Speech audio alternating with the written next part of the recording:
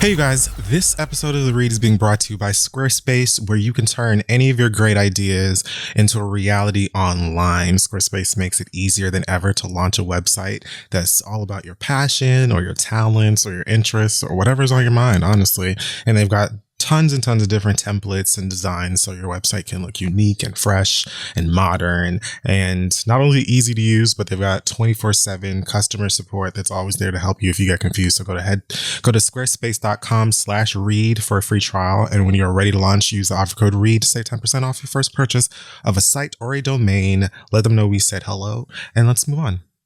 Hey y'all, right now the last thing you need to be worried about is your sexual and reproductive health care. That's why Planned Parenthood is here with you wherever you are by phone or video. Their medical professionals can provide birth control information and care, STI testing and treatment, emergency contraception, and more. Planned Parenthood knows your care can't wait, not now and not ever.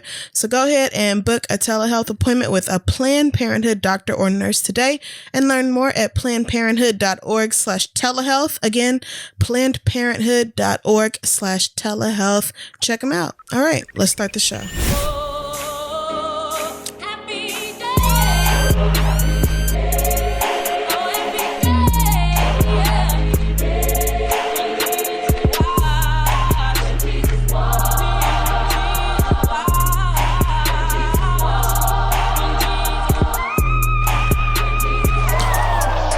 Still at home from the morning till night. Cool almost said, bitch, stay inside until July.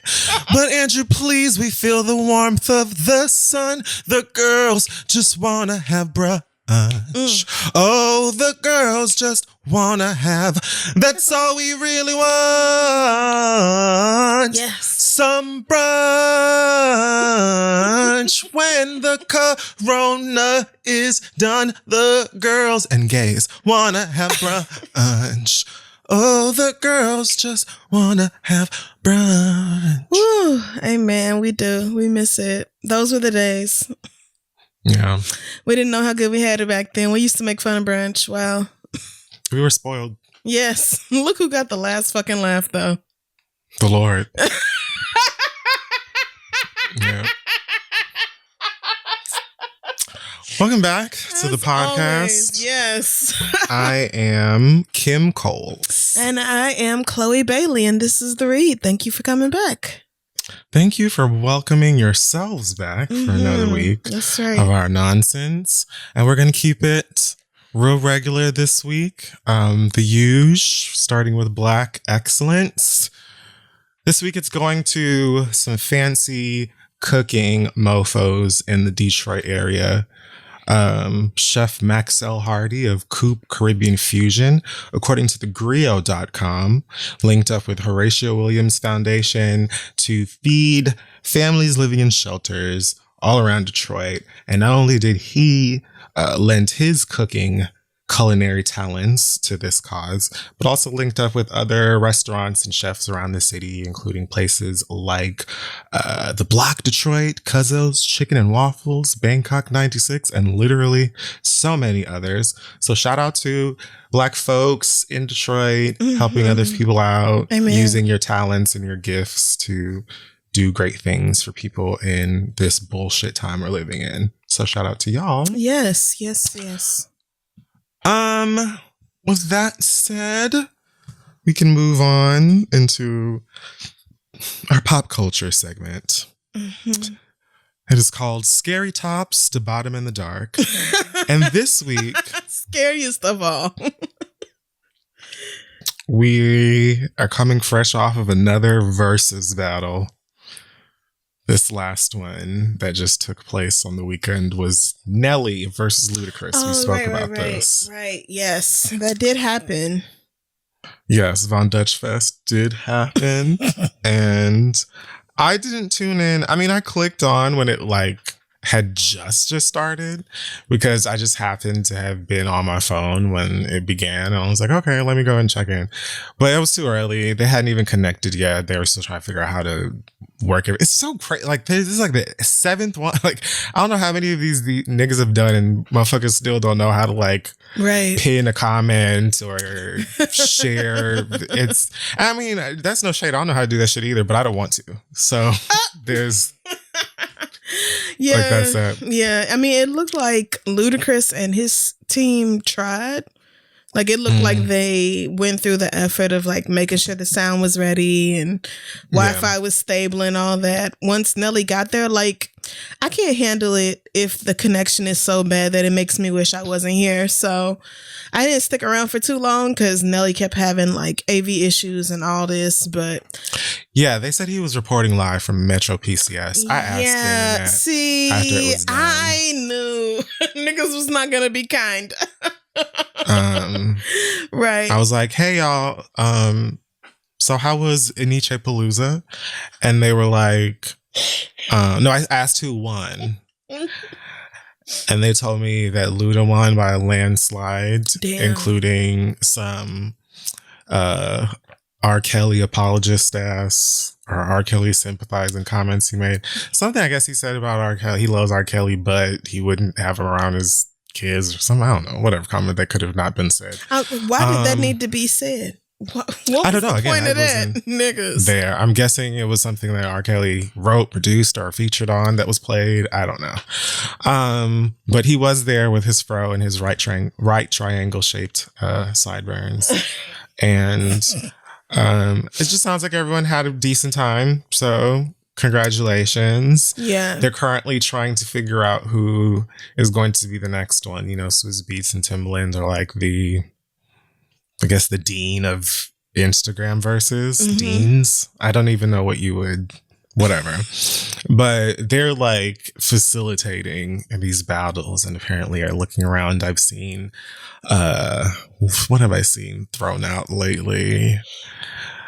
Usher versus Chris Brown or Usher versus Justin Timberlake. Both of those they're both wrong, but okay. He actually got on with Usher to talk about some other shit. And the Barbs are currently upset with Mr. Raymond because Swizz Beatz threw out the idea of Nicki Minaj versus Lil Kim. And Usher responded that Nicki is a product of Kim. So, you know, like that, I guess, wouldn't really work. Why? And you know, the Barbs weren't having that. Right. Why did he say that? Beats the fuck out of me, sis. Oh, nigga. You asked for it. I mean, who gives a shit? Like, you're talking about, like, a bunch of 15-year-olds from Paraguay. Don't mind, like, what are you gonna... Actually, you're mad. It's fine. He didn't say anything untrue. Yeah, but them 15-year-olds are relentless, so... But I don't... That's not the reason I don't want to see it.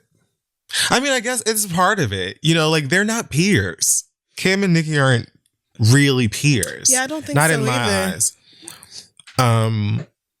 Obviously, Kim is a part of a generation that literally, like, crawled so that they could sprint. Mm-hmm. And I get that. And obviously, the beef and the comparisons that they've dealt with throughout however long Nicki has been out would make a hell of an entertainment fest for Stan social media.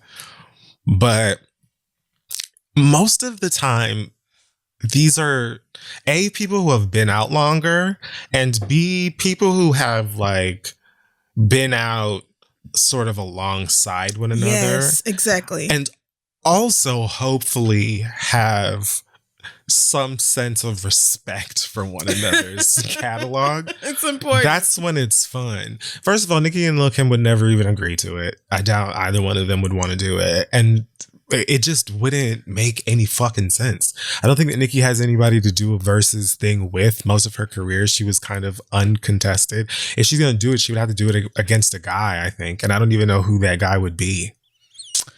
Or we could also just not do anymore. Right. There is always that. I think the biggest point is what you made about like them being out at the same time. That's what most of these verses seem to be, like artists who had not only similar like levels of success, but also, you know, not totally different eras from one another. Lil Kim's era of female rap is very different from Nicki Minaj's. So yeah. I mean, I don't think it would work for that reason alone, but also because the Barbs would literally never let anybody give Kim a point ever for any reason. And the fighting would just be like, well, not I mean, even it's not as if Kim doesn't have stands all her own and people who are, it's just not, I don't see the point of it besides, you know, riling up a bunch of teenagers and having weeks worth of memes and fuckery. Yeah. And like, I don't see the point of it. But either way, they mad at Usher for speaking his mind. And I don't necessarily disagree with him. Maybe it could have been worded differently if he really wanted to keep the children off of his spine. Mm-hmm. But at the same time, it's like not untrue. Like right. that's, if anybody's gonna go up against each other, if Kim's gonna go against anybody, I guess it would be Foxy. But that again, they hate one another. Ooh, see? Don't know that there's a respect there. Yeah. I don't know. We can be done. Yeah, I mean, I think the verses is actually like a really cute idea. I love that people are having fun with it, but everybody don't need to do one. It don't have to be like everybody you ever liked when you were a teenager doing one of these battles with each other. But, you know, we'll see what they come up with, I guess. Eventually a horse will die. And so to beat it at that point is just all right, yeah. heartless. There is that. Yes. Megan Good has come forward with comments about her skin tone after someone in her Instagram comments made a remark about her looking better with darker skin. So she's been rumored to have gotten her skin bleached because she looks a bit lighter than usual. Someone on Instagram said, Megan looked better at dark skin. She's not so pretty anymore. She looks average. But her dark skin was above average. Why did she bleach? Megan responded to this person and say, I didn't, queen. A unbeknownst to me, unlicensed esthetician. Is that how you say that? Uh-huh. Gave me a product to correct a sun damage mark on my forehead that messed up my skin. By the grace of God only, I am about 80% through recovery and regaining my color daily. To be honest, it was beyond painful and traumatic experience because I would never wish that on anybody. I'd really appreciate if you wouldn't continue to spread assumptions and rumors. God bless you. Bless with 3 S's. So extra bless. There you go. I mean, she does look, I guess, a taste lighter, but also, I feel like the last time I saw Megan Good was in the end of that movie Shazam that came out, I feel like last year, and I had no idea she was in it, and she was in it for all of like 10 to 15 minutes.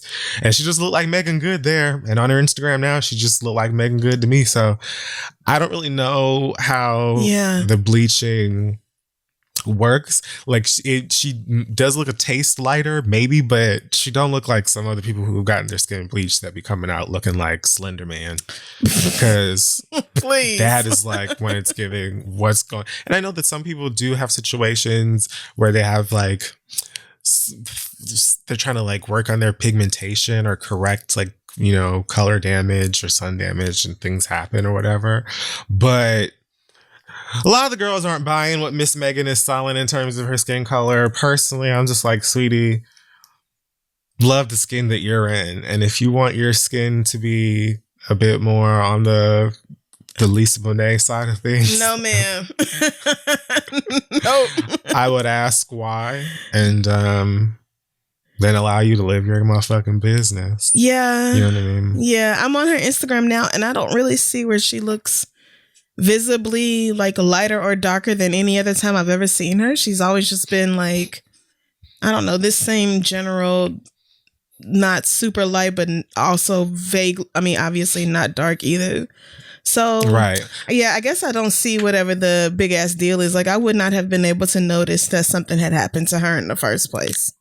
And like, why would she make up this story about having had sun damage and then having to like do something that didn't work, and now she's trying to get hers and then say you're about 80% through recovery and regaining your color daily, which implies that like you're working on right getting back to whatever your color is. Like, why make that shit up if you knew that you just wanted to have light skin and you bleached it for that reason? But right. I don't know. I mean, yeah, I mean, I obviously don't know either. I would love to hear more about how this unlicensed esthetician ended up giving her a product. Like, I don't really see how that happened. And what was the product? Yeah, I think if you really wanted to be lighter, you would have never told nobody this story. So whatever it was, I'm sure it had that,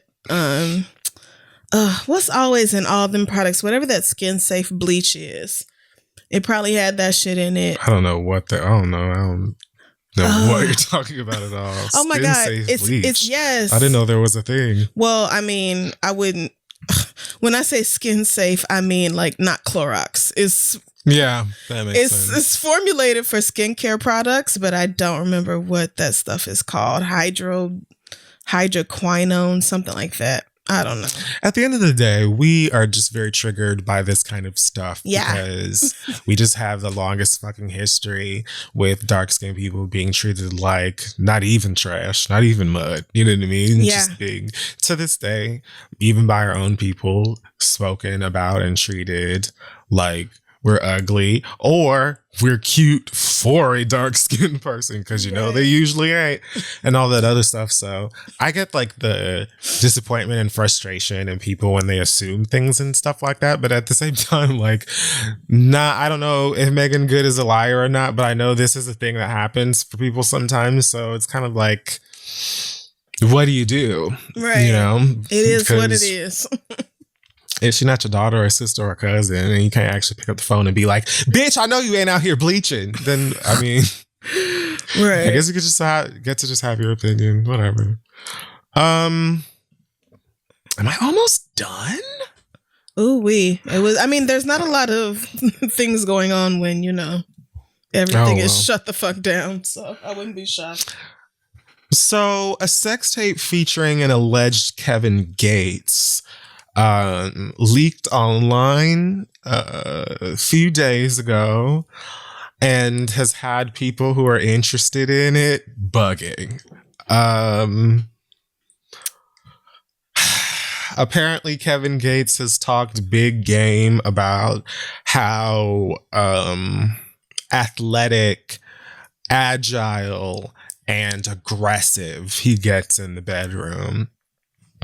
I didn't know this, nor was I interested in actually seeing it. Because Kevin Gates, to me, kind of looks like when you blow air into a juice box. It's very Mott's. Friend. And so I just wasn't into it. But anyhow, I did see plenty of the reactions, and I figured for the show, let me go ahead and see this video so I can give those of you who also don't care to watch it a bit of an idea, a visualization possibly of what we're dealing with here. Because most people who were interested, again, because Kevin Gates claims to be the, universal fucker, and this video was very lackluster. It was very boring. The girls were tired. They were going to sleep. It just wasn't giving the delivery that he claimed. Also, it doesn't help that this video looks like it was recorded on a gigapet, as well as the fact that this headboard was definitely passed down. I don't know whose grandma this bed belonged to, but this headboard is giving me Rose Nyland. It's a sad day. Everything about the video is just not giving, I guess, fans or the porn thirsty of us the entertainment, I suppose, that we were looking for. Mm-hmm. However, both parties in the video seem to be having a good time, and God bless that. maybe Kevin Gates was just really excited that day. No, maybe thanks. this girl. No, thank you. Maybe this particular girl is like, look, I ain't about all of that tossing around the room and fucking doing a stanky leg fuck up on the ceiling next to the chandelier. No, I'm not doing it. Regular strokes. I doubt it. But you never know. And isn't Kevin Gates the one who was talking about fucking his cousin or something? So yes, it is. So then as soon as I heard this story about the sex tape, I'm like, I really don't want to see this man taking his cousin down. It's probably not his cousin in the video, but every time I hear his name, I'm going to think about having sex with one's cousin, and it's going to make me uncomfortable. So I cannot believe y'all even willingly watched that. I would not have done it, but what the dick looking like? Well, see, I was that confused as well. And I didn't know anything about him talking about how he likes to have sex or being super graphic because I try not to pay attention. Yeah. So when I found out that that's how, he be talking, and I was like, oh, so this is why y'all watch this video, because he be talking about all kinds of things that he does to the minge. Oh, gotcha. And I guess they wanted to see if it was true, and they expected to get really, I guess they wanted some brazzers. They were expecting Pornhub, and they didn't get it. Oh, yikes. Well, for free, you take what you can get. And again, you the one seeking out a Kevin Gates sex tape. So maybe ask yourself some hard questions. So many professionals doing it every day on OnlyFans that you could be going to. Exactly. Or, you can get on one of these free sites and get your life there from people who do this professionally and for a living. Kevin doesn't even have a tripod, or a ring light. Oh no. So what is the production value even give? Is it a selfie stick? What is going on? It's very much arm fully extended. Oh no. No, I definitely don't want to watch that. I'm sorry. So now it's the camera moving every time you do. So that's that. It won't work. It won't work. But you know what? Okay, moving on to Tekashi 6ix9ine and his airhead extreme looking ass is online getting on everybody's last motherfucking nerves. Now, I thought that his legal team said that the doll understands that she needs to shut up. And did you know that he wears lace fronts? I had no idea that these were lace. Well, did I know that? I feel like I probably did not. And so this week he has, after allegedly having to relocate wherever he was staying, he's now blaming Billboard for manipulating the charts and giving Ariana Grande and Justin Bieber the number one, and deleting some of the streams for his song Gooba, which... Say that again. The song is called, it's all caps, Gooba. Gooba. I want him to go so far away. Like, I'm just not team this.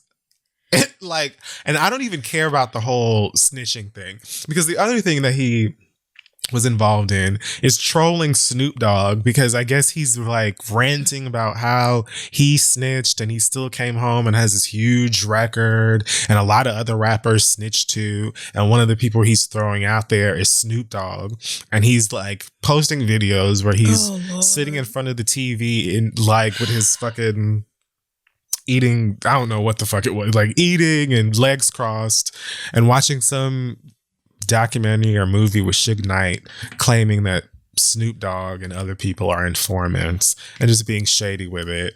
Of course, Snoop Dogg responded, none of us are doing anything. So he had the time.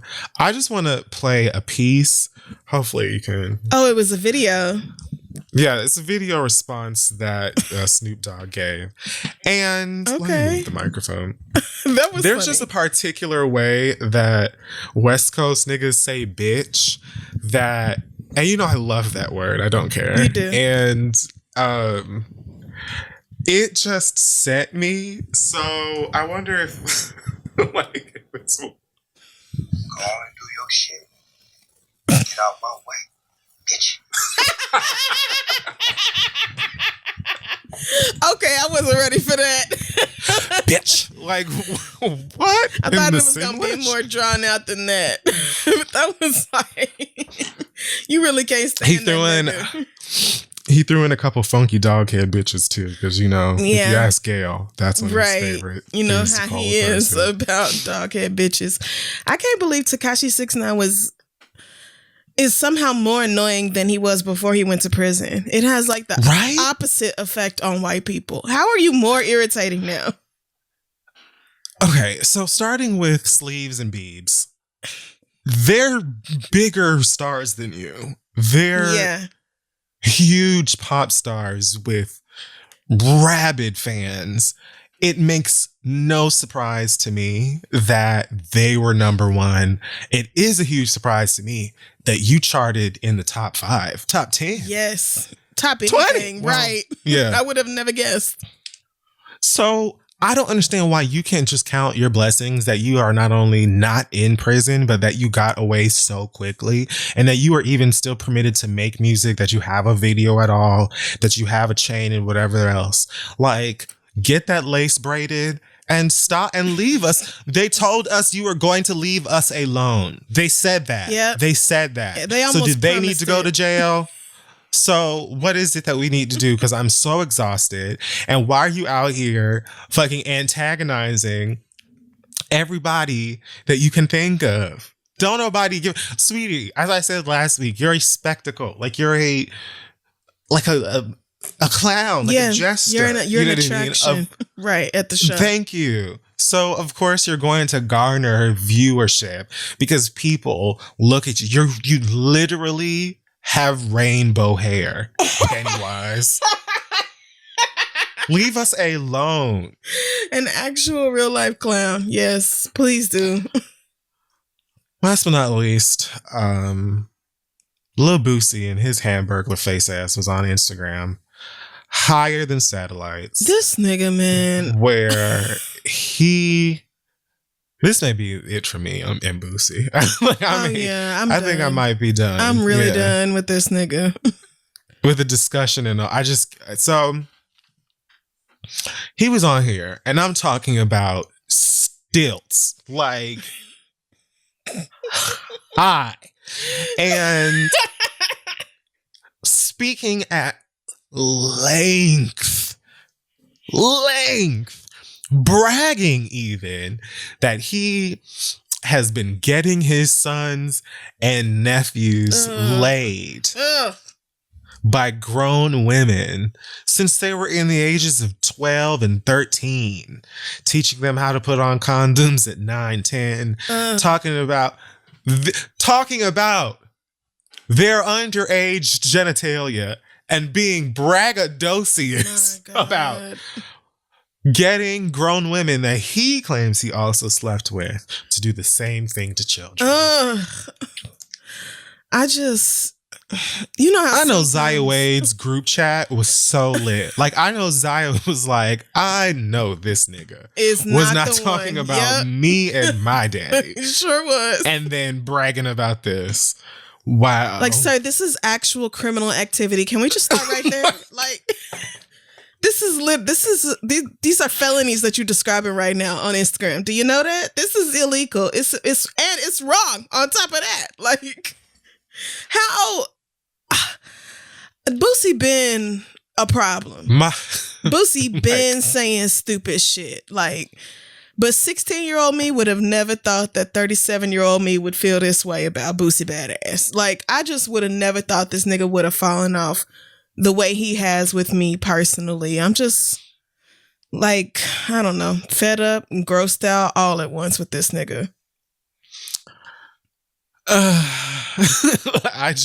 tired. I don't even, it's like, and then crime aside, you know what I'm saying? Like,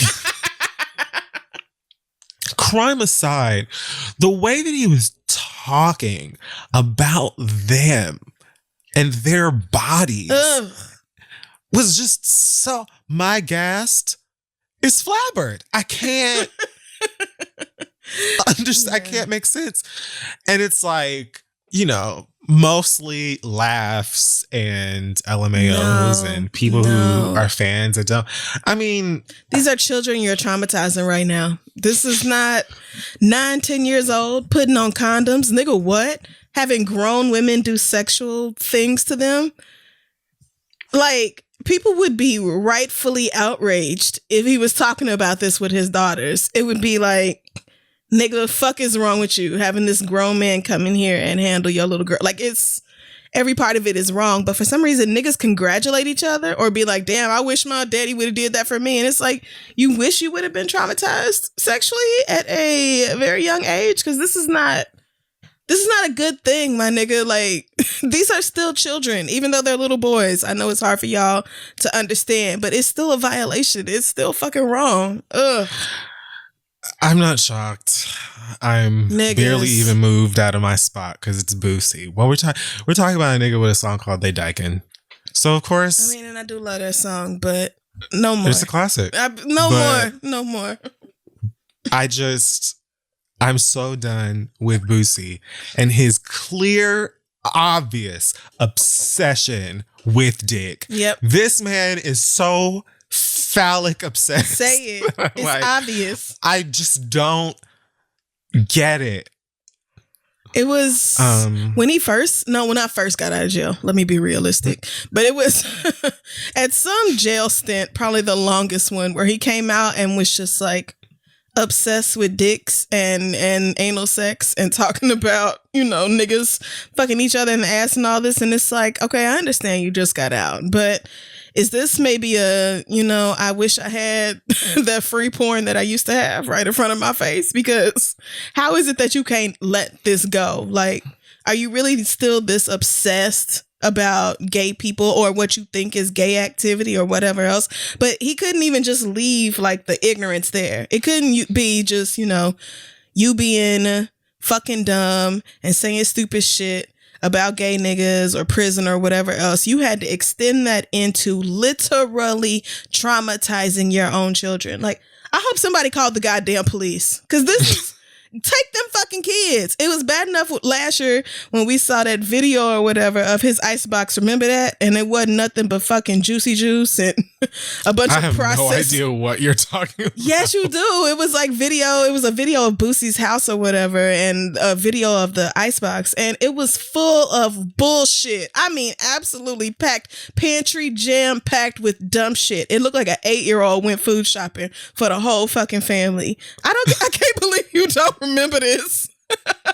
I literally have no recollection of any of what you're It would be about. like sending 2 11-year-old children into the store with cash and telling them to get groceries for the house. Picture what that it was 88% sugar in in the cabinets and in the refrigerator. Like, them kids need help, all right? They need to be around an adult who will value them and their little lives and their little bodies, and who will give them fresh things to eat. Because this man the kids is just not come back to the house with 50 packs of dipsticks or whatever. Right. Nothing but Kool-Aid. It's just all that pre-mixed Kool-Aid where it's the sugar and the powder and them cans. But Daddy, we got Easy Mac too. It's so simple. Yeah, somebody go save them kids. This is wrong. That's it for Hot Tops this week. We're going to take a break now, pay some bills, and then we're going to come back with your drama. With your letters. So listen, as folks are adapting to this ever-changing world, we're all going to be buying stuff online more than ever. If you're anything like me, you damn sure are, because it's just my life. And if you're an e-commerce seller, are you ready to meet the demands of your new delivery culture? Be ready with ShipStation. It's the #1 choice of online sellers. When you're selling anything, you can get all of your orders out of the door without all of the drama and the ridiculousness and confusion, and your forehead got a million labels all over it and you're just tired. Just takes a couple of clicks and you'll be printing the labels out and getting your products out to your happy customers. It doesn't matter if you're selling on Amazon, Etsy, your own website. ShipStation brings all your orders into one simple interface, so you have it all right in front of you. They work with all the major carriers, and they even offer big discounts and shipping costs. So it's easy to do. It's really easy. Alex uses it all of the time to get our Read merch out of the door. And shout out to y'all for, wearing that stuff and being cute and things. That's how you get it. So right now, our listeners can try ShipStation for free for 60 days when you use offer code READ. Make sure your business is ready to meet the demands of delivery culture. Get started at ShipStation.com today. Click on the microphone at the top of the page and type in READ. That's READ. It's at ShipStation.com. Offer code READ. ShipStation.com. Make ship happen. Let's get back to the show.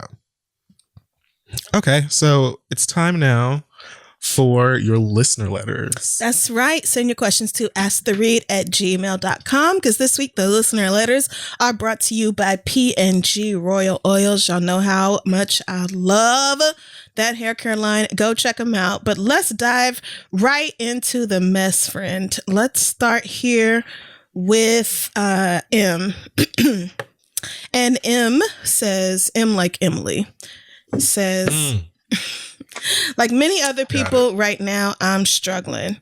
I am physically distancing and working from home and walking outside sometimes. Same. I've been seeing people via FaceTime and Zoom a few times a week, but I am still incredibly lonely and my depression is getting worse. My therapist suggested considering getting together with individuals or couples of my friends, but I don't know if I want to risk getting sick or transmitting sickness. It's getting so bad that I've been questioning living through this thing and thinking about dying a lot. Would you risk seeing your friends in a situation like this? Would it be worth it? I love the show so much, and it's really helping me to get through each week, having something to look forward to. Hope you guys stay safe and healthy. Thanks, M. Well, I think I said it before, so I'll say it again. I'm not judging y'all no more. You know what I mean? Do you? I know I'm staying my ass in the house. But a lot of people are finding ways to get out or to connect with maybe one friend or one close person or small numbers and things like that. Wearing their masks, hazmat suits, and whatever the fuck else. Like, y'all, if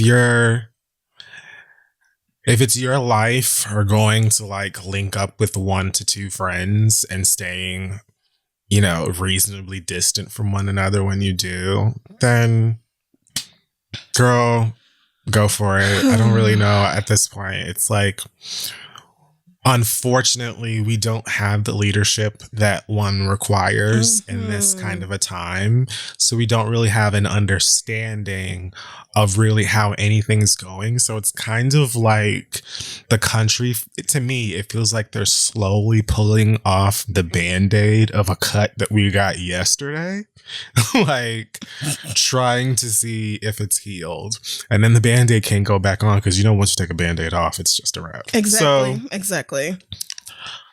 I don't really know, but I can say I identify with what this letter is conveying. And I think that there are ways that you can get out and sort of harness a bit of your mentality for positivity, and if that means going for runs, going for a walk, or like doing something socially out with your friends where you're not all up on each other or whatever the fuck, then there are ways to be out and not be stupid. There are ways to be out and not be reckless. I obviously don't encourage it, because I would like to be able to get back to normalcy quicker than anything. And the more of us that say, fuck it, I'm tired of being in the house, the longer it's going to take. But at the end of the day, I'm not going to say, I'm done. I'm basically just done saying shame on the girls. Like, whatever. I don't. Yeah. I mean, shame already doesn't really work. It's just kind of like, goddamn, we're in a fucking pandemic. So you want people to take it seriously, because so many people seem to just be acting like this is not really even a thing. Right. So, I mean, she's clearly not one of those people. Right. And I fully get that too, because, something that has been hard for me to accept is that humans need other humans. And we are not really fulfilled as beings when we are completely isolated. So I can't tell you whether it's worth it for you to spend time with your friends, because for you, it really might. So, and that just is what it is. So the answer here depends a lot on how much you trust your friends and whether they're really, staying home and only hanging out with you or whatever, like they say they are. But I would just say that if you feel like it's that or giving up on life altogether, then do like Kid Fury said and try to find the safest possible way that you can spend some time with other people. Because It's no point in quarantining if you feel like it's going to cost you your life. Because you're quarantining to save your life. So you're going to have to decide whether you're at that point or not, where it's just like, girl, I have got to do fucking something or I'm going to lose it. I am sure that at some point I will see my friends and like hang out with them again. I'm sure that's going to happen, but I will also, especially at first, be super fucking cautious. It helps that nobody I know in New York City has the virus. So it's like, it kind of feels like if you don't have it by now, girl, you're probably not going to get it. But that doesn't mean it's time to just go out here and breathe in everybody's fucking air and vibes and just let the chips fall where they may. So when I do get back to hanging out, I will be, being smart about it. And the weather is turning up. So it's like a lot of people are just super anxious. But yes. I also can only really work within my own understanding of being social or experience my own sort of perspective.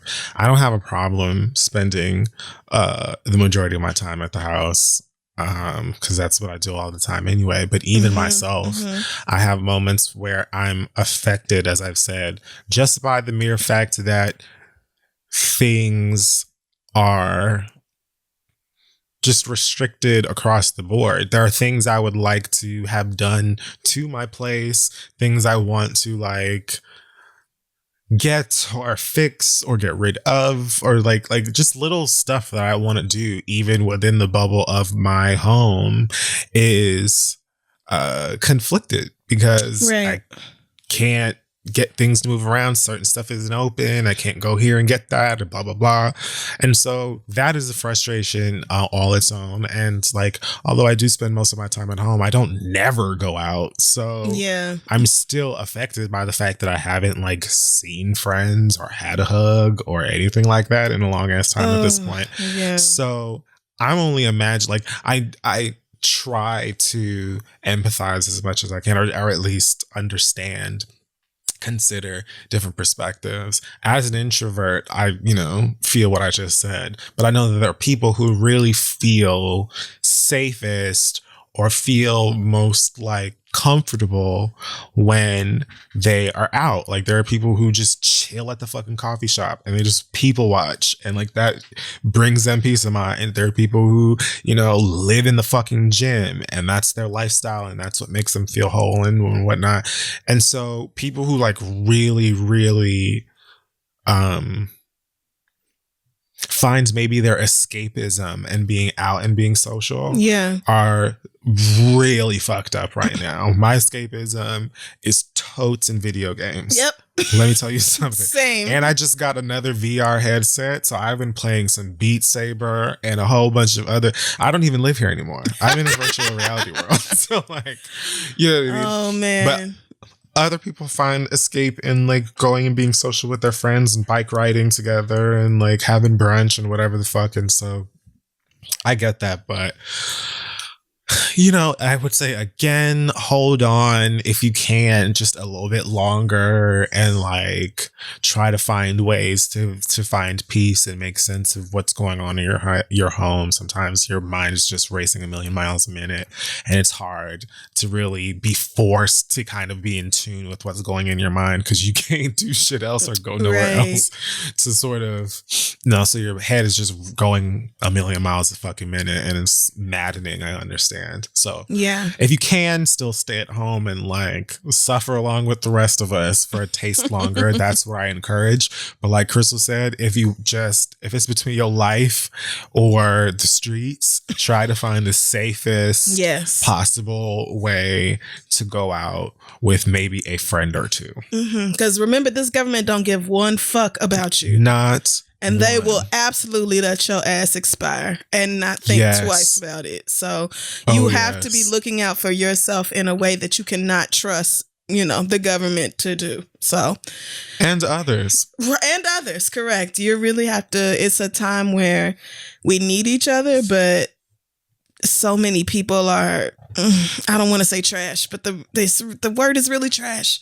And so I'm fine with that. Like, people know they're sick and still go hang out around others and all that sort of thing. And it's like, you could just not. Like, it's one thing if you're asymptomatic, but I feel like as more time goes on, we hear more and more stories about people who are like, oh, I felt a little bit ill, but I just went to 3 parties last weekend, so I'm sure it was fine. And it's like, okay, girl, do you really not give a fuck about nobody else? But, there's also, it could be an issue of, you being extra paranoid for whatever reasons, being immunocompromised or whatever else. So it's fine that you're being hesitant about it, but do whatever is going to work out for your mental health in the long run. And remember that this is a crazy fucking time we are living in, and your thoughts are not necessarily real. They're not necessarily what is going on in the world. If you're feeling super negative or bad or whatever right now, just let yourself feel it and then let yourself live through it. So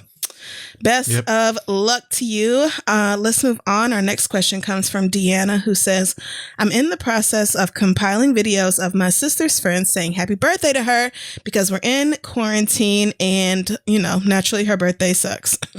She's stuck away from home with her family instead of at her own apartment because of travel restrictions. So I thought it would be cool if all her friends sent a sweet message to tell her how much they love her.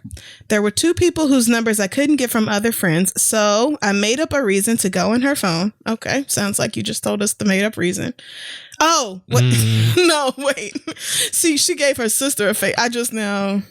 It just now clicked for me. But anyway, her conversation with her therapist was right up at front. I swear I did not go looking for it. I saw my name, though, in the conversation, and now I don't know what to do. I read that my sister thinks I'm a liar and overall has a very low opinion of me. We've been struggling lately with getting along, but my feelings are hurt that she thinks so lowly of me, especially because I'm literally putting together a video so she feels love. I know I had no business calling her out because I invaded her safe space of online therapy, but that doesn't stop the way I feel. Any advice would be appreciated. Thanks, Deanna. Deanna, you played yourself, sis. I mean, you did. You definitely did. You did. If anything, I guess I would be asking to sit in on a session with her. Ooh. I would just be like, look, I saw what you said about me. It hurts my feelings. You feel that way. But that was in a place, in a space where you should have been safe to say what was on your mind without having to concern yourself with what I would think.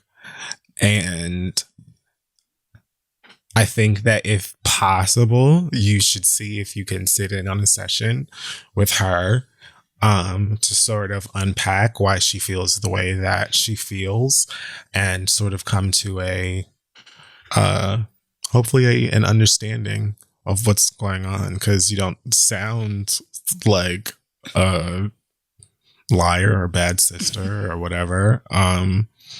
But I don't know you, and I'm not going to invalidate anything that she's saying.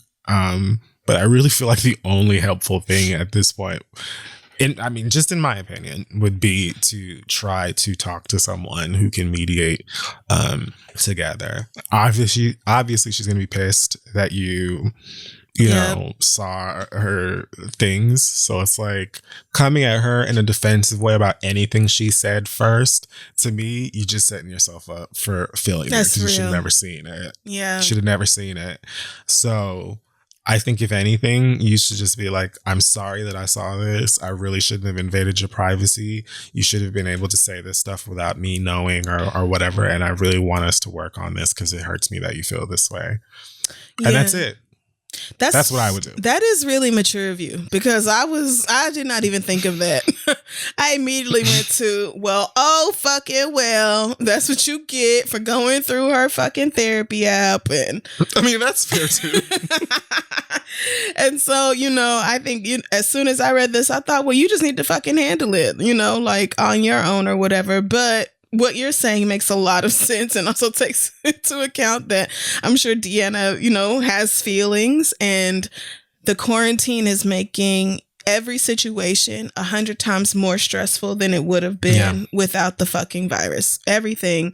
If you're having a breakup right now, it's 1,000,000 times worse because of fucking Corona. If you just got fired, same situation. Your mama is sick, absolutely the same thing. So I'm going to try to come back to this, much more kind way that Kid Fury looked at this, and say that it is probably a good idea if y'all can talk about it together with the help of a therapist. But just like he said, and how she might be defensive because you're bringing up something that she said, in private with her therapist, you also have to be ready to accept whatever she gives you coming back from that, because she is allowed to go to therapy and say, I feel like my sister is a fucking liar because blah, blah, blah. Because just like, you have your feelings and you feel the way you do regardless, so does she. And so wherever that came from for her, she has the right to work that out with her therapist without you getting involved. So if you say something to her about it, it might just be, bitch, stay out my fucking phone. That's what you get for going through my goddamn phone. And don't worry about what me and Tina are over here talking about. Stay in your fucking business. Like, you have to be ready for her to come back and tell you to stay in your fucking place and out of her fucking wellness.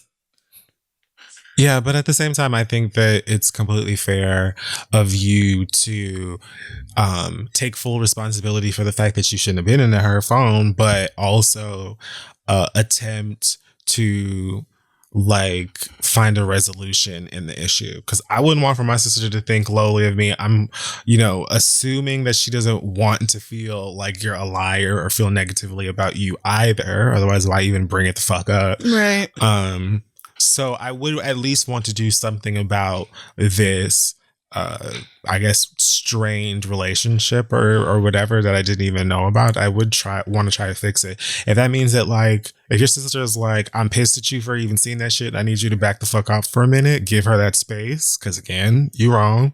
But I don't think that there's anything wrong in saying, I really want to fix this. I want us to get to a better place or whatnot. And if that means talking to the therapist together, I'd like to do that, or something else, and then meet her on her terms with it. I think you're going to have to be ready for that in particular, because that's real. If I know that my sister feels a way about me, and I want us to be happier, I'm trying to do something nice for this bitch, and she think I'm the worst person in the world, then I would also want to, I would want us to be in a happier or healthier place. I would want her to feel differently about me, but it's just going to be very fucking touchy as soon as you tell her that you read through her fucking chat with her therapist, because that's such a huge violation. I would be pissed. So best of luck to y'all as y'all figure that out, because that's going to be complicated. Next letter comes from Mantap. I hope I'm saying that correctly, Mantap. But he writes, I've been struggling since before Corona hit, but she's kicked things up a notch for your boy. And one question I haven't heard answered yet is this: when does one know when we should seek out help for therapy? When we should seek out for help with therapy? When is it justified to ask a stranger to spend time on us and help us deal with our daily struggles? I have my faults, and I often feel like I shouldn't burden others with my own guilt. And I constantly tell myself that no one can help me but me. But when is the right time to acknowledge that I cannot solve my own problems and should seek help for them? Thank you for everything you do. Sincerely, Mantap. It sounds like you are there already. Yeah, I think as soon as you start questioning it. Exactly. Yep. I think that's the moment that you start asking, like, you know, when you're at wit's end, as I am at the moment, and you have no real other place to turn to, as I am at the moment, when do you, like, if you're starting to think, I mean, but, you know, I definitely had moments where I considered, should I seek out therapy prior to doing it. When I really did it was when I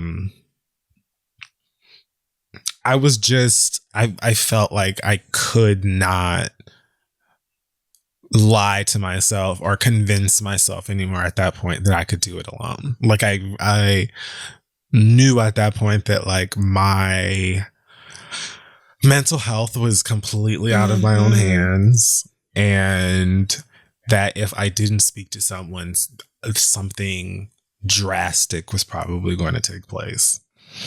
And so like I was literally like on the edge of the cliff when I went. Yeah. But I don't think that you need to be there. I think that if you're just thinking about it, if you're just considering it, if you're having a repeated feeling of just trash emotions and thoughts and outlooks, then I don't think you're wrong for being like, look, because you could talk to a therapist about any black ass thing that's going on in your life, like anything.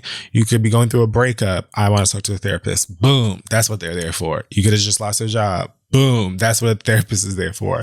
Your daddy could just be the most annoying motherfucker in the world. Boom. That's what a therapist is there for. Your children are ungrateful and never say thank you for all of the goddamn things you do for. Boom. That's what you could just really talk to a therapist for anything. And we're so convinced, especially people of color, that we have to like shoulder every goddamn burden that takes place in our lives and just walk around with it on our backs, especially brown women. But you don't have to like literally have the barrel in your mouth. Like you don't have to just be waiting until you're at the edge like I was. Yeah, same. Right. You can just be like, I'm struggling right now and I need some help making sense of what's going on in my life so I can just sail smoothly.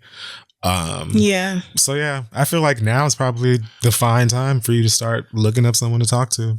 Yeah. I knew it was time for me to go when I was like, okay, I'm going to start doing, you know, these things to take better care of myself, and then could not force myself to do them. It was like, I am incapable of doing what I should. So I was like, okay, I need to talk to somebody about why I literally don't give a fuck about myself anymore. So that's how I knew it was time for me to go. But, you know, you mentioned some stuff about feeling like nobody can help you but you, and you don't want to burden other people with your shit or whatever. But you're not burdening a therapist by talking to them about your struggles. That's their job. Like, exactly. This isn't some friend that you're asking to lend an ear. This is like a trained professional, and they're not just listening. Like, they are obviously listening, but therapists can also give you the tools to help you manage your shit. They can help you see,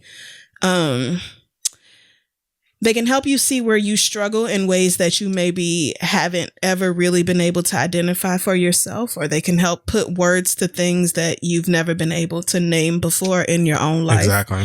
And they can help you manage that stuff better. It's not just, you know, here I go dumping all my problems on this person for 45 minutes. Like, and even if it was that, that's exactly what you're paying for. So that's literally what, right. So you can do that, and it's fine to have your faults. Every human being has faults. So please don't let that stop you or make you feel like, oh, I need to take care of myself. Nobody can help me but me. That is a wrong, like that is a false narrative to have running through your mind, that nobody can help you. People can absolutely help you. And for some reason, when it comes to mental health stuff, we seem to think like, oh, I should be able to do this on my own, like you said. But if you broke your fucking knee or whatever, I don't even know if you can break a knee, but like Yeah. Yeah. Whatever it is, whatever might happen to you, you know, physically, you would carry your ass to the doctor and it wouldn't be no shame. It wouldn't be like, well, I just feel like I should take care of myself. So I wrap that bitch up and rub some tussin in it. It would be like, girl, if you don't carry your ass onto the goddamn emergency room, they will. But like, it's nothing wrong with letting a qualified medical professional help you out. And that's exactly what therapy is. So there's no need to feel guilty about it or feel like things need to be worse for you before it's time to go. If you're thinking about going, then you might as well get started on the search now, because it's not like it's easy necessarily to find a therapist that you really fucking vibe with. So yeah, that's true too. It may take like it might be a process, 1 or 2 or 3 tries before you find the right person too. And that's another thing that's like an excellent thing to bring up, because some people go and they may not like the first session or vibe with the person that they first meet, and then they swear off of therapists altogether, or they feel like they made the wrong decision to go to therapy at that time or whatnot. And it's like, no, you can just go ahead and shuffle through whenever the deck you until feel you like find it. your card. Yep. Yeah. Whenever you feel like it. All right. Good luck to you. Our next question comes from Lauren, who says, I should start this off by saying that my mother and I have never had a good relationship. But back in January, we had this huge fight where things were said and lines were crossed. I accepted that I was never going to have a relationship with my mom and stopped trying. And to be honest, after she told me how she really feels, I didn't want a relationship with her anymore. But this is where things start to get complicated. My dad has cancer and just had a major surgery to remove the tumor, and thankfully he's okay and the surgery was successful. I've been back at my parents' house since coronavirus canceled 2020, helping him as he recovers and staying clear of her.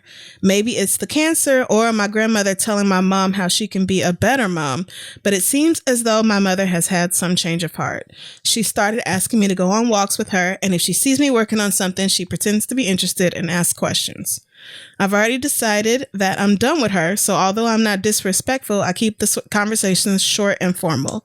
But I'm starting to feel bad for being this way because she can be interpreted as putting forth an effort, and all this shit going on with my dad is a lot.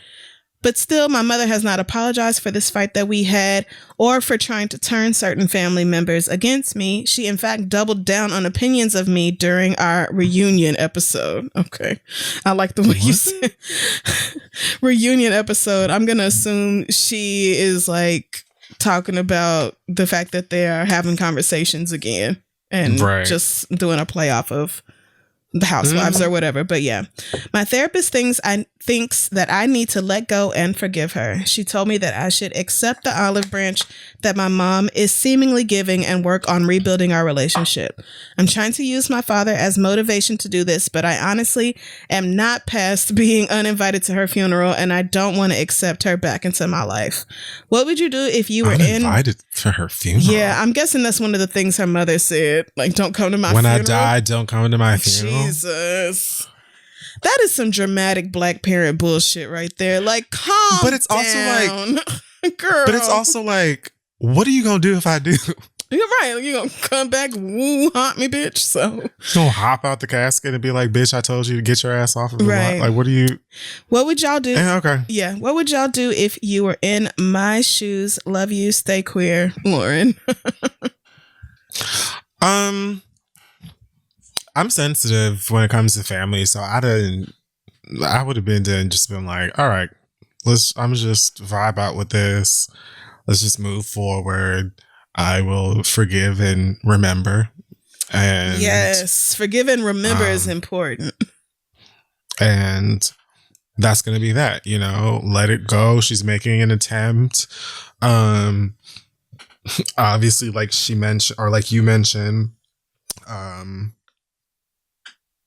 the situation with your father's health is more than likely a huge catalyst in bringing her to this understanding that she needs to work on stuff. But I also understand that like acknowledgement in things that were done or said that were hurtful is really important. It is. It's crucial. In like closure and repairing relationships and things like that. It's one thing to be like making an attempt to change behavior with a person and being warmer or kinder or whatnot. But if you said things to me that really hurt me and made it and had an effect on me and you don't acknowledge them, I would think that I don't want to say impossible because I'm just one man on earth and, whatever, but it would be incredibly difficult, I think, for almost anyone to have their feelings hurt, especially by a relative, like an immediate or especially a parent, right?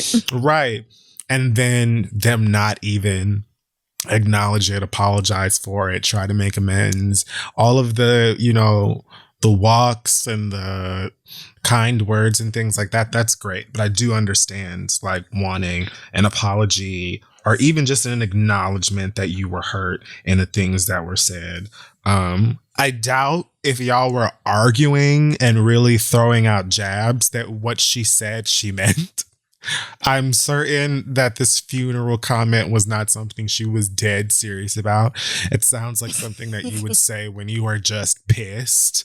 You said here in this letter that y'all both said some fucked up things or whatnot. So I doubt that she feels that way. It don't change the fact that you're going to want her to be like, I'm sorry for saying that. That was fucked up. Right. And if she's doubling down on hurtful things that she said, then that's damn sure not going to help anybody. So exactly. That's why I'm like, I see where your therapist is coming from, but the fact that your mother is like, no, I extra fucking meant what I said has me like, okay, so, maybe you don't have to work on y'all's relationship. Maybe, you can do the letting go part and the forgiving part and, just trying to do your best to help take care of your dad while he's going through all this. And then keep your mother at a distance where it's still, doable for you, where you can still be there for your dad and be around this woman without punching her in the face. Like, maybe that's where you end up with that. And that's fine as well. Like, I don't think you have to force yourself to do something just because it might look like your mother is making an effort. Maybe her version of an effort is not what you need. Maybe you need more than she can give. That's very possible. A lot of people, especially parents, like they're my bad, they're I'm sorry. Listen, it's trash. Is being like, their attempt is like, you hungry? Right. And then that's kind of it. Like, here's a plate and that is supposed to mean or be recognized as my bad, I'm sorry. Right. Not everyone is good at that stuff. But I'm also someone who's not really a fan of like unspoken shit. I like to have a motherfucking understanding and I don't care who the fuck we talking about. So I would have probably been like, look, I see you making an effort and I actually genuinely appreciate that. And I would love for us to get back to a place, but I'm not over specifics. I'm not over blank, and won't be bullet list. And I won't be until you make amends for that. Like, I need you to acknowledge the shit that hurt my fucking feelings and apologize. If there are things that I said that hurt your feelings and we haven't talked about that, we can discuss that as well. Yep. But like, I don't think that I can properly accept a healthy relationship between the two of us until we acknowledge this stuff. I think that if you're completely fair and you're honest about the fact that you want to get to a good place, but that's what's stopping you, and it still isn't like acknowledged or reciprocated or whatever, then like Crystal said, be there for your father and keep your mother at a distance where you're not ripping each other's hair out, but you're also not, driving yourself crazy or putting your mental health at risk because she done pissed you off. And on top of that, she want to be nice to you and also not take back the fucked up shit she said. Like, it's not going to work. It's not going to be all of that. It's not going to do that. It's not like I can't just like, so we're on this walk or whatever in the morning and you like, oh yeah, I totally meant that shit, bitch. Don't ever pull up to my funeral, but how's things going? How's Kyle? Like, no, we're not gonna be able to just talk through. Right. We can't just pretend you didn't say that. And coming from your mother, whatever was said probably hit totally different than if it came from a friend or a cousin or whatever else. So hell yeah. I would do my best to meet her halfway, but I wouldn't sacrifice what I need in order to do it. And if she can't meet me at the bare fucking minimum, then we just won't. I mean, unfortunately, we just won't be where you would theoretically like us to be, because you cannot acknowledge the shit you did to me. And that is step fucking one, girl. So, yeah. And I mean, that's another one that sounds like if y'all could do a group or a session together with a therapist, that might help. Yeah. Or even if you just have someone in the family who y'all know is like a really good mediator who will sit in on y'all having a conversation and kind of call you both out and keep, you know what I mean? Like that might help as well. Because sometimes two people who are in their feelings, two people who have hurt one another or whatever, cannot really communicate. It is hard.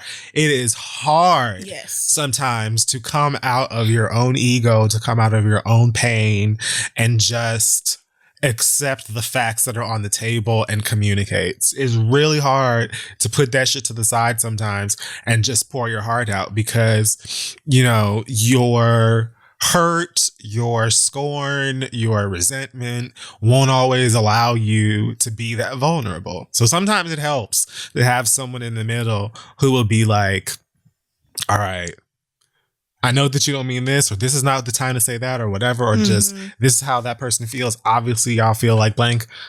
If that is something that you feel like could help, then I would probably bring that up as well as an option, because it ain't gonna make no sense y'all talk about it again and then just cuss each other the fuck out once more. Right. And, like, that like helps this is even worse now. Okay, so best of luck to you. Our last letter comes from Carmen, who says, last weekend was my boyfriend's birthday, and this upcoming weekend is our 4-year anniversary. We had a week-long trip planned to Key West for June, but of course that won't be happening now. And so I have a little extra spending money. I saved up enough to rent a Can-Am. I don't know what a Can-Am is. That like a boat? Maybe it's some kind of car. Let's see. I had saved up enough money to rent a Can-Am for the week we were supposed to be there, as a surprise for my boyfriend, because the Can-Am is his impractical dream mode of transportation. Okay, I don't. Like a car, or like a truck. Oh, okay, great. Let's see. It's an ATV. Oh, so he want to off-road and do all that shit. Yes, off-roading, that shit. Niggas want to drive through the mud. All right. It's his ideal mode of transportation. Listen, he loves it. Who knows? The fucking Piggly Wiggly, but Carmen. That nigga go hunting or something? Like, what is the purpose of this? Okay, that's fine. All right. I decided to use the money I saved up and buy him something he can keep, and got the last brand new Honda Grom. This is another car I've never heard of. Anyway, I bought the last brand new, whatever that car is, that the state of Florida had, because all the factories have shut down at this point, and for good reason. He was very excited about it, and our good friends. This is a bike. Oh, a bike. Okay. Yeah. Our good friends came over the night that he received it to celebrate and teach him how to ride in the parking lot for our building, and we had a wonderful time. It's been over a week now, and he's only posted one picture on social media, and it was the top bar where everything goes away in 24 hours with no shout out, just a picture of the bike, not even saying it was his. In the meantime, he's received a mask from his friend in the mail and some items from a tattoo artist he liked. And the second he received those boxes, the pictures went up on social with big shout outs and thank yous to the people who sent them, even though he paid for the shit from the tattoo artist. I don't want to... This is such a young people question. I love it. I don't want to ask him to post a thank you. I don't want to ask him to post a thank you social media thing. A thank you social media things. Okay. For me about the bike, because that's just weird and disingenuous. This past year, he's bought me a new MacBook, whatever the new iPhone is with the 3 cameras and the noise canceling iPods. Every time he's given me something, he bought this stuff for her. Right. He has bought this for her over the past year. Every time he's given me something, I post on social a nice thank you. And everyone I talk to in real life, if they bring it up, I always say that he gave me these things. And I always tell people about how much he spoils me and how lucky I am to be with him. He's happy about the bike. He's happy about the bike around me. But am I being petty? Because I'm upset that he hasn't posted anything. Yes. And it's a catch-22 because I feel like if I say something about it and then he posts it, it's like an obligation and the shit will be weird. Duh. Yeah. Please help, Carmen. Carmen, I vote no. I feel like this is adorable. this is incredibly petty. Not everybody likes to be all out here with their love life. Not even just like sometimes, you know, you like to be a little, what's the word I'm looking for? Discreet. Yeah. With what's going on in your romantic life. I would judge the nigga more based on the way that I am treated with him or by him when we're together versus some shit that he posts or doesn't post on Instagram. Because nigga, let me tell you something, I'm not posting shit from you or anything like that. None of and it. I will say thank you to these other motherfuckers who give me something on my birthday or whatever the fuck. And that's just something that we have to understand. And if you do the same shit to me, I'm gonna assume it's for the same fucking reason. Right. But it sounds to me like you are a type of person who is super into flaunting your relationship and the things that make you feel good in your relationship, the gestures from your boyfriend and all of that stuff. It's fun for people to be able to like document that stuff and show off and have a good time. And so I think that's okay. But it doesn't mean that the person you're in a relationship with is going to be on that same type of time. To be honest with you, if you posted it and didn't tag you in it, it could mean a whole bunch of things. It could mean all of the negative things that you're probably thinking about, and I'm sure you went through all 11 of them. But it could also just mean that he doesn't want anybody knowing who his girlfriend is because he don't want nobody to take his girl. It could also mean that like he don't want nobody to be in his relationship because he doesn't want them asking about him. Maybe his mama don't like you. It could be any motherfucking thing. I just don't think it's that deep. And I do think that if you go to him and be like, well, why you didn't post this stuff to me? Then you're just kind of being annoying. If he loved it and y'all had a good time together and he posted it, then like, that's the thing. I don't know that I understand wanting for your man to be like, oh my God, my girl is the queen of the planet. Right. Look at these fancy Meek Mill-esque things that she got for me. But I don't think that harping on it and making it a thing with him is going to do you any fucking good. If anything, next time, you know, to get that nigga a gift card to the chocolate bread factory. That's it. And keep her real cute, concise, and, you know, smaller package there. You know how to move forward from here. And yeah, I guess that's it. That's how I feel. Yeah, let that be a lesson for you. This nigga is clearly not finna do the whole, oh my God, my woman is my queen. Let me, you know, heap all this praise and worship on this woman in my Instagram comments. Clearly he's not the type to be doing all that. So like your Fury said, I think I would just accept that I don't have the type of nigga who's going to be doing the most on social media. And I too, like, you may have written to the wrong people about this because we don't really care about I don't care about being acknowledged on social media, because I too do not post nothing to do with the people that I'm dealing with online. And honestly, if that was like me, if I was the nigga in this situation and my nigga got me some, you know, crazy gift that I really wanted, I probably would have done something similar. I probably would have posted a photo of it or me enjoying it or whatever, and not acknowledged that I got it from him either, because mine's y'all's business. Yeah, because like, I don't want y'all being like, oh, so a Bugatti. Who is this boo? Okay, no, we're not doing all fine. that. I'm not doing that with y'all today. No. Thank you so much. Maybe you wanted a little cheeky, like, little cheeky comments from him. You know, some people like to go the route of like, you know, maybe a heart eye emoji, or, you know, Bae got me for forever with the number 4 ever. Right. I don't know. Like, sometimes you like to be like a little something. I understand that, but I don't think this is something that's worth, you know, making a fuss about, especially if you don't believe that he's like cheating on you and he also buys you mad gifts and treats you like special and things like that. Right. I don't think it's that big of a deal. Maybe y'all need to do the love language test, and your love language will be like, I forgot about that. I need Instagram captions, and maybe he could be like, okay. I will give you Instagram captions since that's what maybe that's it. Who knows? Maybe he'll see it your way and he'll be willing to do something because it matters to you. There is that. I think that you bring up a great point because I think you could put this you could stash this sort of in your back pocket and not bring up this particular situation, but somehow in the future maybe slip in that you like Instagram comments. Yes. And then see if the behavior, maybe hint at it in the future and see if the behavior changes. But I think if you fuss about this, you're just going to get on his nerves and then y'all going to have like an argument or whatever for no reason. And I just don't think it's worth it. Right. I mean, or like you said, then he posts on Instagram and it's like, okay, but now you're only doing it because I said something. It's exactly. Like, the man cannot win here. So tuck this in your back pocket and move differently, from here on out, whether that's saying something to him later or being like, okay, well, I'm not posting shit on Instagram neither. Fuck out of here. It got me looking crazy. Like whatever you decide to do. But I don't see a way for him to magically post about this without you feeling like he's only doing it because you said that's not going to happen. So. But keep this in your back pocket for later, girl. Remember this event. Yeah.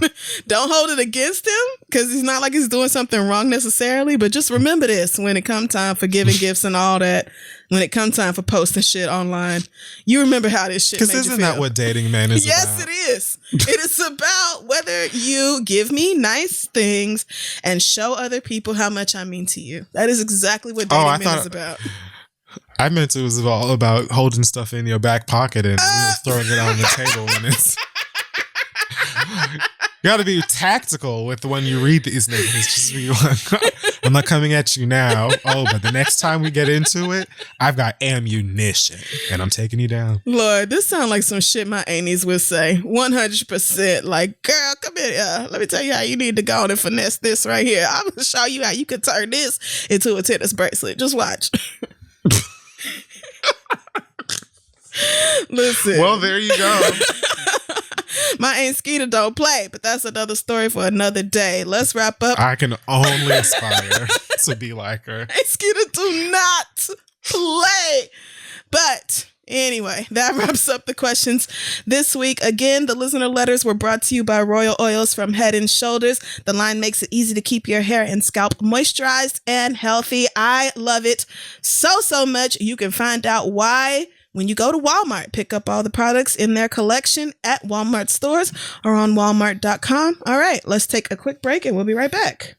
So listen, everybody is pretty much going through it right now. Like literally. This crisis is driving us nuts. We're stuck at home. And so as we've talked about even all through this episode, it's very important to talk to somebody if you feel that you need to. For Mental Health Awareness Month, Talkspace Therapy is more committed than ever to expanding access to support for anyone who's struggling. With Talkspace, you get matched with a licensed therapist based on your needs and your preferences. All from the safety of your home. You can even send your therapist texts, audio messages, picture, video messages, all from your phone 24/7 whenever you need it. 3 a.m. you could be up and have something on your mind and there's somebody who's at Talkspace that will help you. They have thousands of licensed therapists trained in over 40 specialties, including anxiety, depression, relationship issues. Hint. Once matched, you can begin therapy the very same day. We've had like a long relationship with Talkspace, use it ourselves. It's incredibly helpful. It's just like something you can count on. It really helps. So the bottom line is you deserve support. You don't have to struggle on your own. Talk to a Talkspace therapist. It can be your dedicated support system. They're there to help you feel healthier and more empowered, even in these uncertain circumstances. As a listener of the podcast, you can get $100 off of your first month on Talkspace. To match with the perfect therapist, go to Talkspace.com or download the app. Make sure to use the code READ to get $100 off of your first month and show your support for the show. That's READ and Talkspace.com. Let's move on. Don't forget that you can turn your dreams into a reality with Squarespace. That's right. They make it easier than ever to launch your passion project, no matter what that is. It might be a new business, very brave of you right now, or showcasing your work, publishing content, selling products, whatever you need to do. Squarespace is the tool for you because they've got great, gorgeous templates created by world-class designers, and you can customize just about anything with just a few clicks. You don't have to know code and all that other C++ or anything else. So even know if they still teach the kids that anymore, but you don't need to know none of that to make a gorgeous website all by yourself with Squarespace. And they have a powerful e-commerce functionality that lets you sell anything online, plus analytics that help you grow your site in real time. Everything is optimized for mobile right out the box. There's nothing to patch or upgrade. Buying domains is simple, and you get the help you need with Squarespace's 24/7 award-winning customer support. That's right. Squarespace empowers millions of people, from designers to lawyers and business owners, creatives of all types, to turn great ideas into something real. So head to squarespace.com/read to start your free trial. And when you're ready to launch your site, use offer code READ to save 10% off your first purchase of a website or domain. Again, squarespace.com/read, offer code READ. Build something great with Squarespace and the Read. All right, let's wrap up the show. Okay, so we're back, and it is now time for us to wrap up with our reads. Oh, Lord.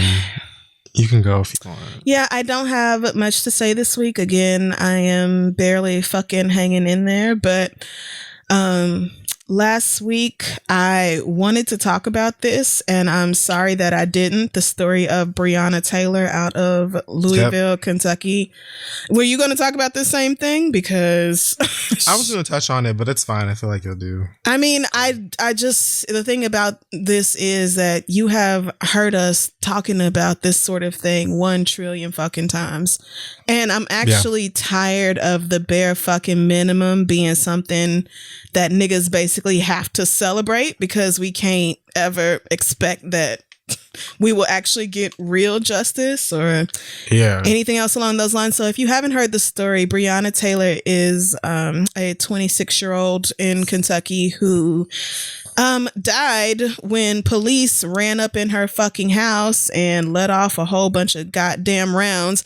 And the story is, it's fucked up enough just on the surface, but when you actually start reading into the details, and it's like this one officer really had a thing for her boyfriend and like had planted drugs on this nigga before, and it was like a personal vendetta trying to take this nigga down or whatever. And so naturally, when people bust in your house in the middle of the night, the man, and it's not like it's illegal for you to have a gun and to defend yourself, your family, your home.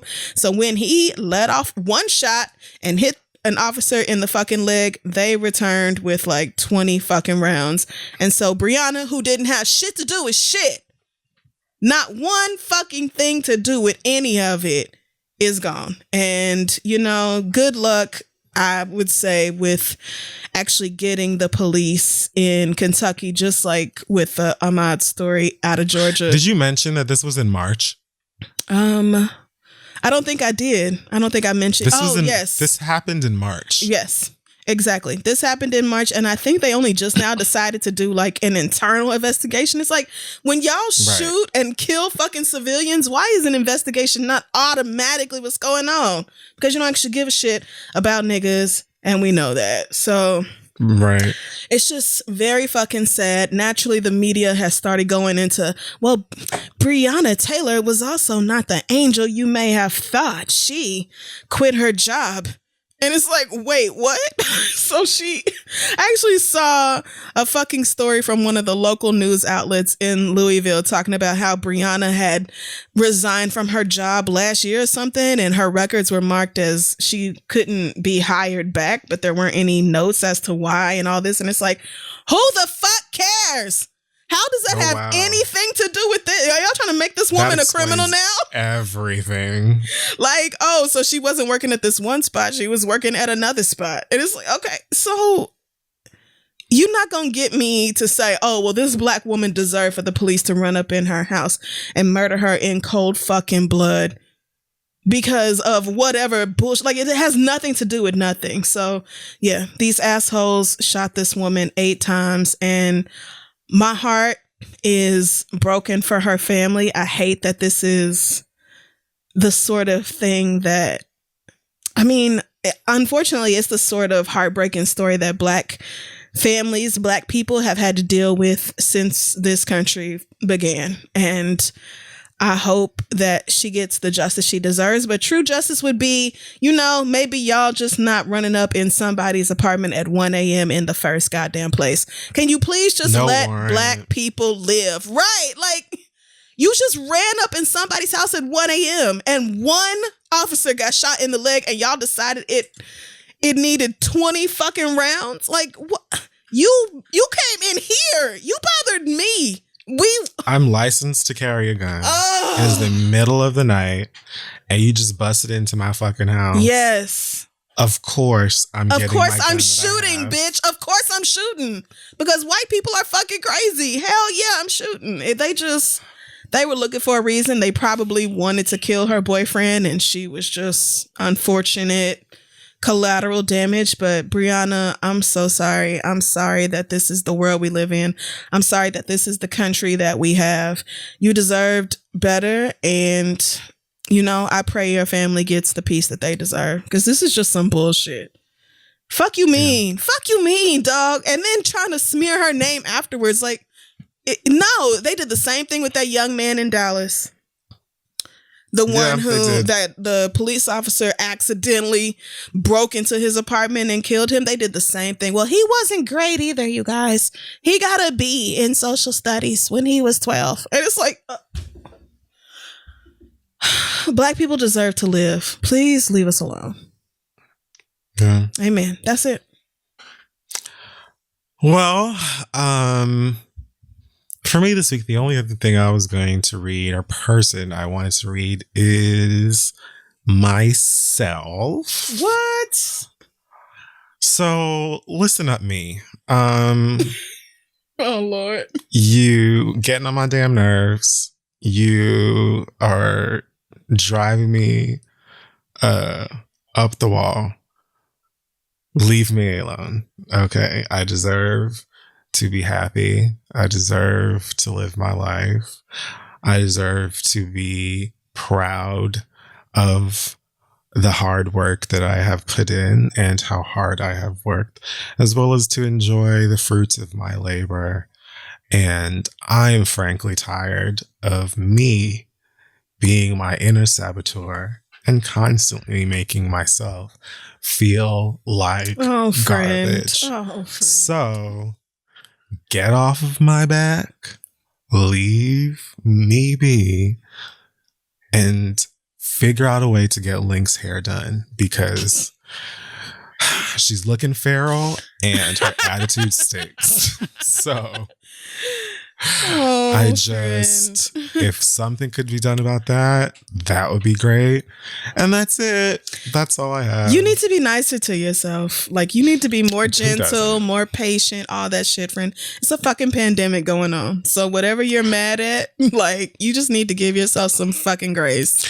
Well, that's the thing. Like, that you're being irrational sometimes when you're mean to yourself. But it doesn't stop you from doing it. And it doesn't also stop you from sometimes feeling like that shit is valid, just because, like, sometimes we just train ourselves to second guess ourselves, or to just feel like we aren't worthy of happiness for whatever unexplained reasons. And I think that being in therapy has helped me sort of acknowledge a lot of that shit as being illogical, because I literally will have to sit down to someone and speak out loud about the stuff that's bothering me. And so I will get to the end of a rant and been done basically like kind of just put it all together myself. And I'll end like, so I guess it doesn't really make any damn sense. And she'll be like, no, I guess it doesn't. I love that. So I think that, like I said, being stuck inside all of the time, being restricted from people and places that would normally make you feel like you have at least some sort of control. Yeah. Right? Like, for instance, if you I don't know, if like you really take your fitness goals seriously and you can't go to the gym anymore, that might affect you. Or if you can, like,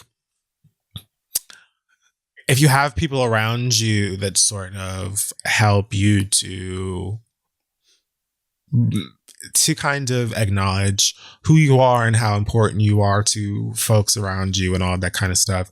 And then you can't hang out with people or go certain place. Like there's just little stuff that you may not even realize kind of helps keep you floating, that now that we don't have those things, it's like, oh, I didn't realize how important me being able to go to the fucking barber was. I didn't know how much I needed like free before 11.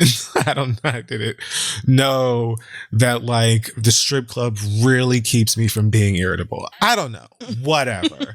So we're sort of stuck for real. thinking too much, overthinking everything, having all of this time in our hands, and a lot of the stuff that we would typically do to be like, you know, level. Yeah.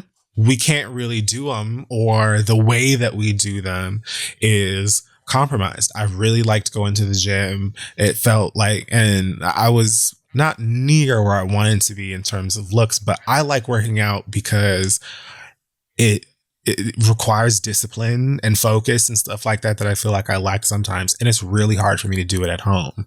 So that's a factor. Among other things, I'm just dealing with a lot of thoughts that are just running through my mind at a like astounding rate. And I know that I'm not alone in it, which helps because like we get letters from people who are dealing with the same thing, and it's just a thing that we have to deal with. But I just have to acknowledge sometimes that I don't do myself any favors. Like we are doing a lot of harm to ourselves when we just kind of sit back and think negative things about ourselves, or are just like unkind to ourselves for whatever list of reasons. It doesn't always just mean that you're immediately going to change the way that you process things, especially if it's habitual like it has been for me. But at the same time, it helps, I think, to sort of acknowledge more like, you're bugging, you're being a little irrational. It's fine that you think this. It's okay that you went this way, as long as we are acknowledging that that's not our truth, and we can turn the fuck around and get back to what we're going to do. Because I'd like to believe that this coronavirus shit is not going to last forever. It's going to take a while before things look the way that they used to. Because even when outside is open again, there are going to be so many things that are going to be different, likely for the rest of like our lives. Probably so.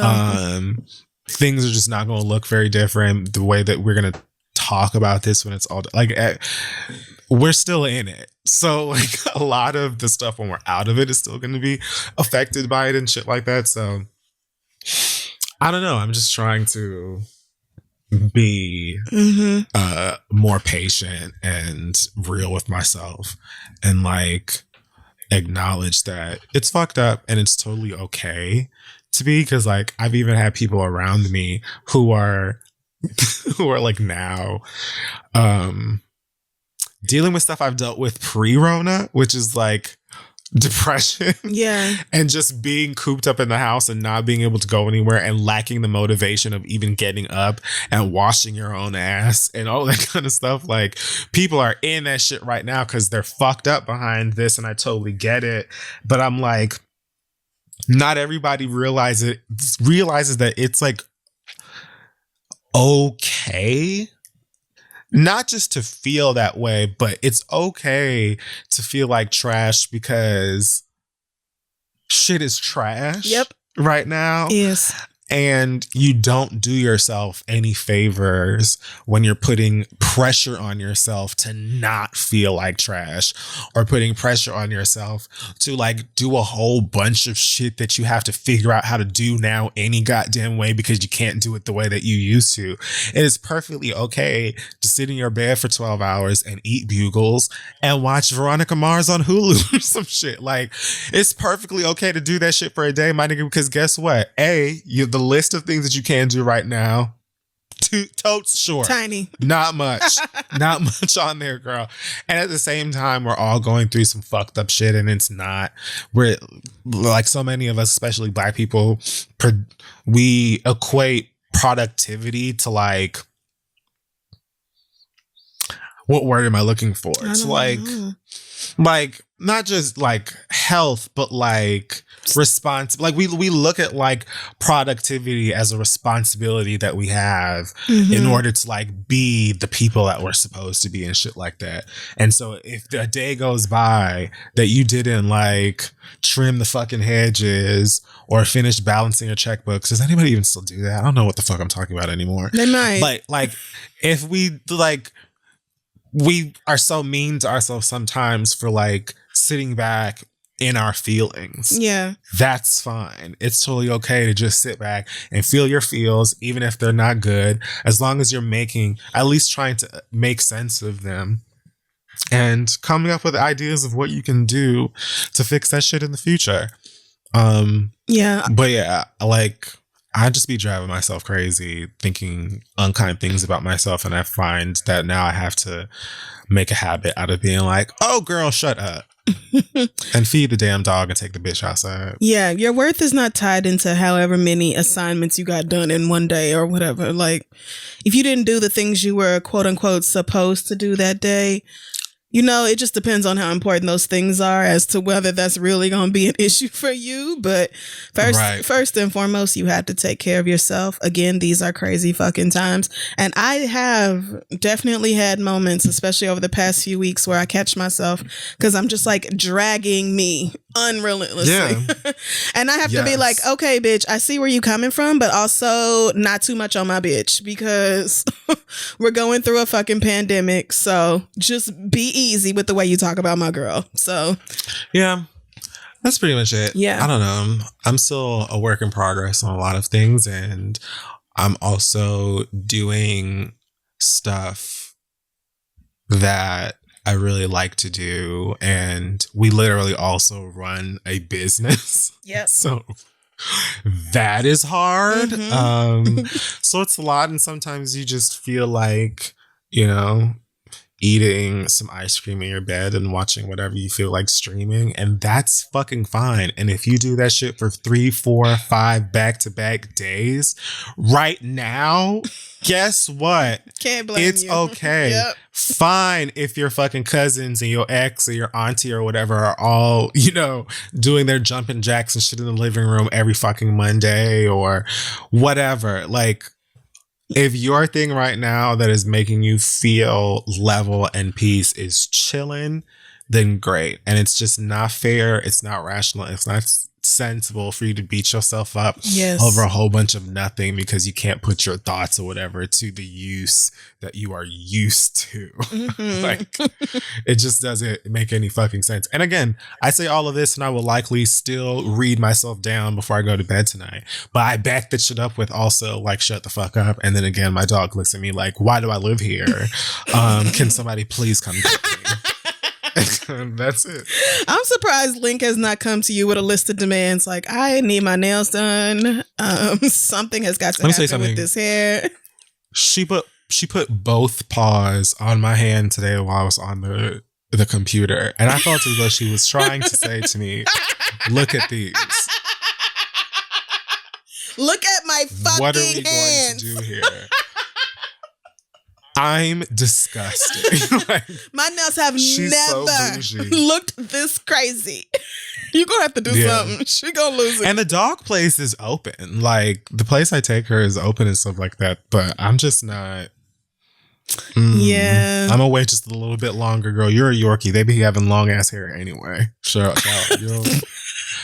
You will be fine. I know how to keep it healthy. I brush the bitch. You know what I'm saying? I mean, you're clean. She's clean. But she's used to a shorter coat. She's kind of... She's like, my nails are normally polished. What is this? I don't know what this is that's going on. So you gonna wake up one day and she gonna write groomer or something on the fucking bathroom mirror, and you're gonna be like, all right, it's time to go. I expect that she will just have moved the crate to the front door and she'll just sit in it.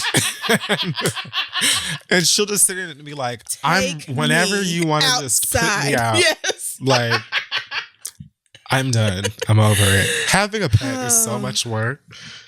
You know, I'm sure. But it must anyways. be nice to have a sense of responsibility to something other than yourself right now. Hell yeah. Like having Yeah, I'm losing it. I'm going to have to get a fucking cat or responsibility. a fish or something because cats and fish, but cats are super like, bitch, I don't need you at all. Yep. Like, they go to their own part of the house and be like, bye, girl. Dogs are super like in your face most of the time and want to play and will like love you almost unconditionally. Cats are like, I've got this. Like, I don't need you I will find food. Yeah. I can clean myself. I don't want to be touched until I feel like it. You can actually stay away from me and everything in here is mine. Like, and don't forget none of that. Please don't forget none of that because all of that is true. Any of it. But well, that was a word and I'm sure somebody needed it. So thanks for sharing. That's it for this episode of The Read. Yes. Thank you all for listening. We are here once again. Don't forget to check us out at thisistheread.com. Follow us on social media at thisistheread. You can shop our merch at shoptheread.com. Isn't that what it is? Yes. I think so. Jesus God. How am I? Yes, it's shoptheread.com to get your hands on some of our merch. And I think that's it, friend. Anything else for you before we get out of here? I don't think so. I remember last week or between now and last week, y'all told me something that I wanted to thank you for, but I don't remember what that was. So when I do, I'll mention it because y'all be putting me up on game. Oh, did you actually finish watching Steven Universe Future? No, I have been holding on to it because I do not want it to be over. That makes sense. I do not want it to. I have had to say goodbye to too many things I fucking love. BoJack and The Good Place and everything else ended. Corona has taken a lot of the joy away from my life, and I just do not want Steven Universe to be over. So I'm holding on. I'm just gonna start the whole thing over. I mean, like, I watch. Oh, that's a good of it constantly idea. Anyway, Yes, I'm literally about to start from the beginning and just watch the whole last thing all over again. I don't give a fuck. Yeah, if you're struggling, just watch some Steven Universe. It will make you feel better. It's really good. It is. It probably will make you feel better. I trust. Like, yep. Believe it. Okay, that's it. We will see you guys next week. Bye, y'all.